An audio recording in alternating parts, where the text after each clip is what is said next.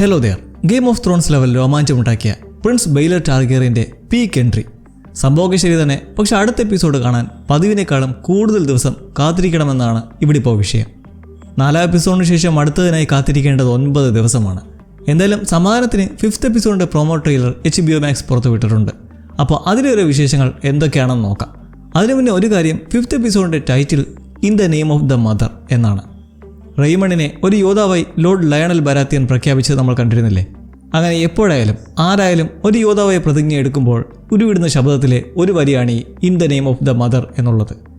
Game of ത്രോൺസിൽ ബ്രിയന്നിനെ യോദ്ധാവായി പ്രഖ്യാപിക്കുമ്പോൾ ജെയ്മി പ്രസ്താവിക്കുന്നതും ഇതുതന്നെ. ആ പ്രതിജ്ഞ എന്ന് പറയാം: in the name of the warrior I charge you to be brave. In the name of the father I charge you to be just. In the name of the mother I charge you to defend the young and innocent. In the name of the maid I charge you to protect all women. ചെറുപ്പക്കാരെയും നിരപരാധികളെയും കാക്കുക എന്ന് പറയുന്ന in the name of the mother title വരുമ്പോൾ അതിൻ്റെ context വേറൊന്നുമല്ല, ടാൻസലാണ്. കാരണം ടാൻസലിൻ്റെ നിരപരാധിത്വത്തെ defend ചെയ്ത് തുടങ്ങിയതിൽ നിന്നല്ലേ ഇപ്പോൾ ഈ ട്രയൽ ഓഫ് 7 വരെ എത്തി നിൽക്കുന്നത്. എന്തായാലും ഈ എപ്പിസോഡിൽ ഡങ്കിൻ്റെ ഫ്ലാഷ് ബാക്ക് ഇത്തിരി കൂടി ഡീറ്റെയിൽ ആയി പറയുന്നതായിരിക്കും. ട്രെയിലർ തുടങ്ങുന്നത് കൗമാരക്കാരനായ ഡങ്കിലൂടെയാണ്. കിങ്സ് ലാൻഡിങ്ങിൽ അനാഥനായി കഴിഞ്ഞിരുന്ന ഒരു കൊച്ചു ബാലൻ്റെ ജീവിതം എങ്ങനെ മാറി പറഞ്ഞു എന്ന് നമുക്ക് പുതിയ എപ്പിസോഡിൽ കാണാം. ബ്ലാക്ക് ഫയർ കാലഘട്ടമാണ് ഡങ്കിൻ്റെ ചൈൽഡ്ഹുഡ് എന്നത്. ഈ ബ്ലാക്ക് ഫയർ റെബലിയൻ കാലത്തെക്കുറിച്ച് എന്തുകൊണ്ട് സീരീസിൽ ഇങ്ങനെ പല തവണയായി റെഫറൻസ് കൊടുക്കുന്നു എന്ന് വെച്ചാൽ ഗെയിം ഓഫ് ത്രോൺസ് ഫോളോവേഴ്സിന് മനസ്സിലാവും.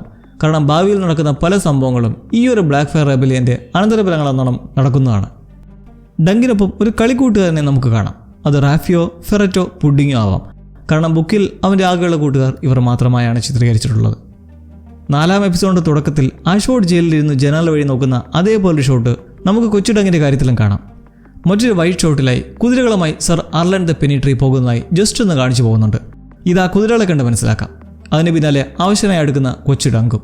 പിന്നൊരു സമയത്ത് കാട്ടിലെ ഇതേ കുതിരകളുമായി അർലൻ തീ കാഞ്ഞുകൊണ്ടിരിക്കെ കുറച്ചു മാറി ഡങ്കു ഇരിപ്പുണ്ട്. അനന്തനായ അവൻ്റെ ജീവിതം ആഷൻ്റെ കൈകളിലേക്ക് എത്തുന്ന ഒരാരംഭ സമയമാണ്. ബുക്കിൽ ഈ കാര്യങ്ങൾ അത്ര ക്ലിയറായി വിശദീകരിച്ചിട്ടില്ല, ഏത് ഡങ്ക് അർലൻ എങ്ങനെ കണ്ടുമുട്ടി എന്നതിനെക്കുറിച്ച്. എന്തായാലും വിഷ്വലി അപ്പോൾ നമുക്കത് വിറ്റ്നസ് ചെയ്യുകയും ചെയ്യാം. ഈ ഒരു ഷോട്ടിൽ ഡങ്ക് മുഖമൊക്കെ കെട്ടി ഒരു കലാപാനന്തര മൈതാനിയിലായി ഓരോ ജഡങ്ങളിൽ നിന്നും എന്തൊക്കെയോ തോണ്ടി കൈക്കലാക്കാൻ നോക്കുന്നുണ്ട്. ജീവിക്കാൻ വേണ്ടി എന്തെങ്കിലും വിലപിടിപ്പുള്ളത് നോക്കുന്നതായാണ് മനസ്സിലാക്കാവുന്നത്. ഈ കാണുന്നത് ഒരു പക്ഷേ റെഡ് ഗ്രാസ്ഫീൽഡ് ബാറ്റിലായിരിക്കാം.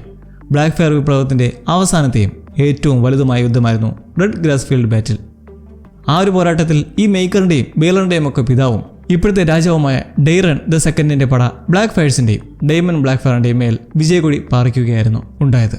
ഇപ്പോൾ നമ്മൾ കാണുന്ന പലർക്കും ഈ റെബലിയനുമായിട്ട് പല രീതിയിൽ കണക്ഷൻസ് ഉണ്ട്. ചിലപ്പോൾ ഈ റെബലിയനിലൂടെ തൻ്റെ സാഹചര്യം നഷ്ടപ്പെട്ടത് വഴി അർലൻ ഡങ്കിനെ റീപ്ലേസ് ചെയ്തായിരിക്കും. നമുക്ക് നോക്കാം. അങ്ങനെ അർലനൊപ്പം കൂടി ഹെൽമെറ്റും ഇട്ട് പുതിയൊരു ജീവിത പാതയിലേക്ക് കടന്ന് ഇവിടം വരെ എത്തി എന്ന പോലെ ഡങ്കിൻ്റെ ഒരു അടിപൊളി ട്രാൻസിഷൻ.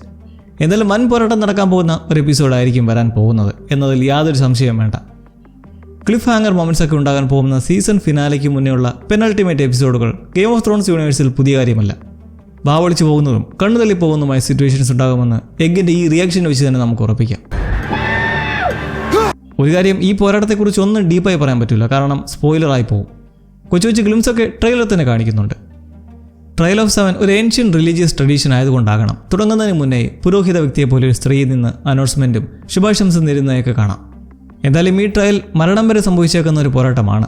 ആർക്കും ഒരു പരിക്കും കൂടാതെ അവസാനിക്കണമെങ്കിലുള്ളൊരു വഴിയെന്ന് പറഞ്ഞാൽ കുറ്റാരോപിതനോ വാദിയോ തെറ്റേറ്റ് പറയണം. അതായത് ഡങ്കോ എരിയണോ താനാണ് കുറ്റക്കാരനെന്ന് സ്വയം തെറ്റേറ്റ് പറഞ്ഞ് വൈൻഡപ്പ് ചെയ്യണം. അങ്ങനെ തയ്യാറായ ഡങ്കിൻ്റെ വിധി പിന്നെ എന്താണെന്ന് പ്രത്യേകം പറയണ്ടല്ലോ. ബുക്കിൽ നിന്നും സ്ക്രീനിലെത്തിയപ്പോഴേക്കും കഥയ്ക്കുണ്ടായ ഒരു വലിയ മാറ്റം ഡങ്കിൻ്റെ പ്രായത്തിലാണ്. നമ്മളിപ്പോൾ കണ്ടുകൊണ്ടിരിക്കുന്ന ഡങ്കിന് ഏകദേശം ഒരു 22-25 പ്രായം കണക്കാക്കാം അല്ലേ? ഈവൻ ആക്ടർ ഏർലി 30s ആണെങ്കിൽ പോലും. എന്നാൽ നോവലിലെ ഡങ്കിൻ്റെ പ്രായം വെറും 16ആണ്. ഈ 16കാരനാണ് വമ്പൻ യോദ്ധാക്കളുമൊത്ത് ട്രയൽ ഓഫ് 7 പങ്കെടുക്കുന്ന ഈ ബുക്കിലുള്ളത്. ആ ഒരു ഇമ്പാക്റ്റ് ഒന്നും എന്തായാലും വേറെ തന്നെ. ഒരു സീനിൽ ബെയ്ലർ പറയുന്നുണ്ട് ജാഗ്രതയോടെ ഇരിക്കണം, മരിക്കരുത് എന്നൊക്കെ. തൊട്ടടുത്ത ഷോട്ടിൽ രസകരമായി ഡങ്ക് കളത്തിൽ നിന്ന് വാള് വയ്ക്കുന്നതായൊക്കെ കാണാം. എന്തേലും ഒരു നിർണായക ഡിസിഷൻ എടുക്കുമ്പോഴോ സന്ദർഭം വരുമ്പോഴോ പുള്ളിയുടെ വയറെപ്പോഴും പണി കൊടുക്കുന്നതായി കാണിക്കുന്നത് സ്വന്തം പൊട്ടൻഷ്യലിലുള്ള സംശയവും പേടിയും തന്നെയാണ്. എന്തായാലും മുടങ്ങാതെ വയറിളക്കവും തൂറ്റലും മുള്ളലും ശ്രദ്ധയും ഒക്കെ കൊണ്ടുവരാൻ ഡയറക്ടർ മറക്കാതെ ശ്രദ്ധിക്കുന്നുണ്ട് കേട്ടോ. കണ്ടല്ലേ പറ്റൂ. ശരി, അപ്പോൾ നിങ്ങളുടെ സ്പോയിൽഡ് അല്ലാത്ത കണ്ടുപിടുത്തങ്ങളെപ്പറ്റി കൂടി ഷെയർ ചെയ്താട്ടെ. അടുത്ത എപ്പിസോഡിന് ഇനിയും ദിവസങ്ങൾ ശേഷിക്കെ ഒന്ന് കണ്ട് ആശ്വസിക്കാം. അപ്പോൾ പുതിയൊരു സ്പെഷ്യൽ വീഡിയോയുമായി വീണ്ടും കാണാം. ലവ്ലീസ്.